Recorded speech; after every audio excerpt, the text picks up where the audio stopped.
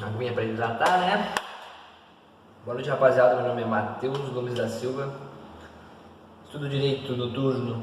Estou na sexta fase, com muito sacrifício. Vamos lá. Eu vim falar para vocês um pouco sobre o capítulo 5 da responsabilidade patrimonial, beleza? Mais precisamente no artigo 792, parágrafo 1º do CPC, que vai ficar mais focado aqui no parágrafo 1º, beleza? Que é a minha parte. Antes de começar, eu queria avisar para o professor que eu enviei os slides, só que eu enviei o errado, tá? Eu enviei o que estava incorreto. Eu não tinha corrigido nada, daí eu acabei enviando. Mas foca mais nesse aqui, que esse aqui está mais certinho. Beleza? Vamos lá. Aqui basicamente está expresso o que está no código. Aqui vai dizer, eu vou ler para vocês exatamente o que diz e vou partir para o parágrafo 1º. Então vamos lá. O artigo 792 diz o seguinte: alienação ou oneração de bem é considerada fraude à execução, segundo esses requisitos. Inciso 1º, quando sobre o bem pender a ação fundada em direito real ou em pretensão persecutória, desde que a pendência do processo tenha sido averbada no respectivo registro público, se houver. Segundo, quando tiver sido averbada no registro do bem a pendência do processo de execução na forma do artigo 822. Terceiro, quando tiver sido averbado no registro do bem, hipoteca judiciária ou outro ato de contrição judicial originário do processo onde foi arguida a fraude. Quarto, ao tempo da alienação ou da oneração, tramitava contra o devedor a ação capaz de reduzi-lo à insolvência. E quinto, nos demais casos expressos em lei. Daí que vamos partir para o parágrafo 1º, que diz o seguinte: a alienação em fraude à execução é ineficaz em relação ao exequente. Então, vou explicar para vocês mais ou menos como funciona isso, o conceito, o que quer dizer, e um exemplo, de forma bem simples aí, para não perder tempo, beleza?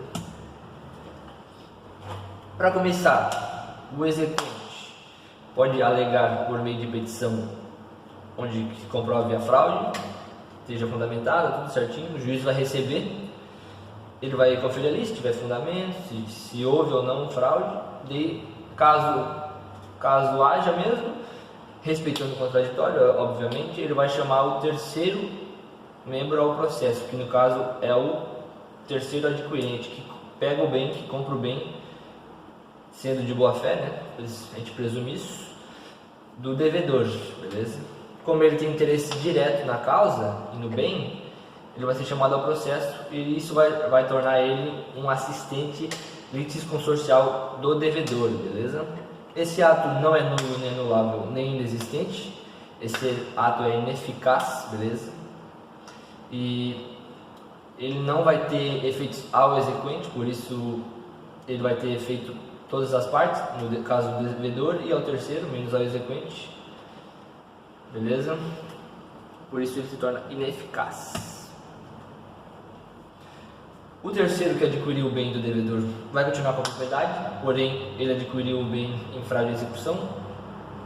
O bem, no caso, entrará em penhora e o valor será devolvido ao terceiro sem perdas para ele, caso ele comprove que tem sido de boa fé, beleza? Tudo isso é fundamentado nos direitos reais do artigo 1225 do Código Civil.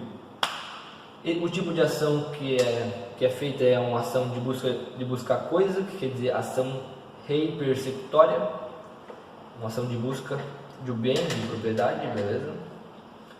E eu botei aqui também uma súmula do STJ, que bastante contestada, uns concordam, outros não, alguns pedem que revoguem uma certa parte dela, mas eu só vou ler ela para vocês aqui, para vocês ver se ajuda a entender um pouco mais, tá? Tá, súmula 375 de 2009, que diz o seguinte: aliviando as normas processuais relativas a fraudes à execução e transferindo o ônus da prova de execução ao exequente nos seguintes termos. Desgastado.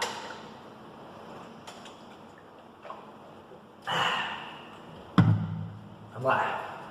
Onde que eu tava? Nos seguintes termos. Vamos lá. O reconhecimento da fraude de execução depende do registro da penhora do bem alienado ou da prova de má-fé do terceiro adquirente. No caso de má-fé dele, toma no rabo também, entendeu? Mas como presume-se que ele de boa-fé, ele vai receber o dinheiro de volta, vão resolver tudo certinho, sem perda para o terceiro e nem para o exequente. Quem vai perder do bem, no caso, é só o devedor ali da propriedade, beleza? Eu vou botar aqui, botei um exemplo bem básico, beleza? Quando o banco, no caso o banco seria o exequente, pede um bem penhorado, ou um bem penhorado, botei penhorado, mas podia ser alienado, sendo que ele já foi vendido a um terceiro, no caso é o cara que foi chamado ao processo, sem que o terceiro de boa fé não saiba disso. Isso se forma uma fraude de execução sem perdas ao exequente, no caso do bem alienado ali, beleza? Basicamente é isso que eu queria falar para vocês, de forma bem simples, não sei se deu para entender, tentei falar o mais tranquilamente possível. Essa é a minha 102ª vez que eu faço esse vídeo, que esse é o único que eu consegui chegar até o final. E vai esse mesmo, beleza? Obrigado a todos, boa noite e é nóis, de manhã!